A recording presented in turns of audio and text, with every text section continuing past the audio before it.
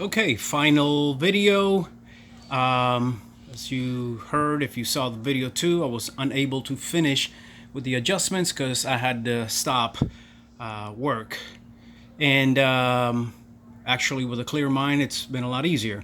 So let me tell you a couple of little tips I learned. The first one is this protection, I assume dust cover, whatever, on here. I installed this incorrectly. It goes in more than one way. I should have known something wrong with three screws. And I didn't pay attention to the opening that you see right there, one on each side, which is where this right here goes in. So of course it cannot go like that. It has to go like that. So what you want to do if that happened to you is loosen the bolt over there. As long as you hold on to this one with another 1/2 inch, you shouldn't have to do any additional adjustments. So loosen that so you have a little slack on the chain here, right here, and then I'm going to do that now. Go ahead and turn. What you saw in the last video at the end also was that it was only moving, this was only moving about 6 inches one way and then going back. What will cause that is your RPM sensor, okay? That's this right here. Remember what I told you about the shaft on the last video, pushing this all the way in before tightening it. So if you don't push it in far enough, then what will happen, this will not go in far enough, and in there, as it moves, you see it has these openings, okay? And what that does, it reads the movement of the chain. So that's what will cause it to do that. So again, if it does that, it just moves about 6 inches, it comes back. It's because the interrupter cup, it's not all the way in, so it's thinking that it's wide open. Instead of these openings here, it'll allow it to read, just how much it's moving.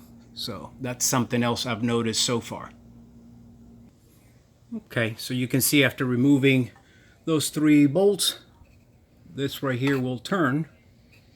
Okay, so just line it up where you have now the openings, one here, one in the middle, and one at the end, so that this cup right here can properly go in.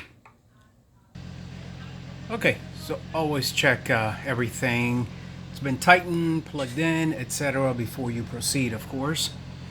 So got this tightened again, got this up here done correctly. Oh, actually,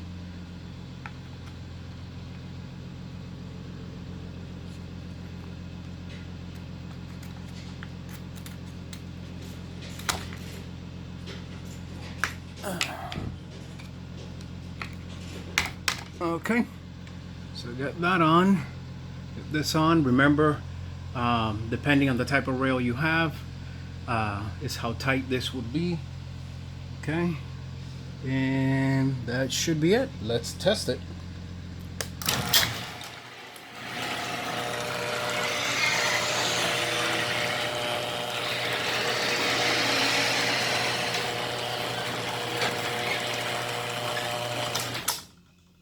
Okay, so there we have it. Now on the up.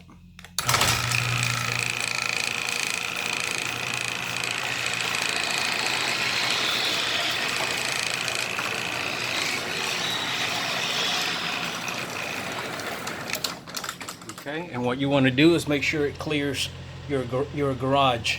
So that's easily adjusted in this specific model right here with these 2 buttons.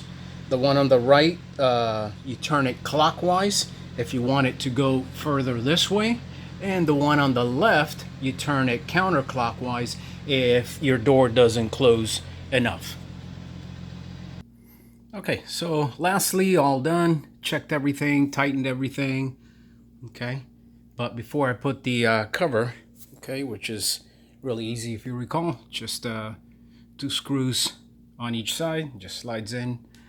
I want to check everything one last time. So here we go.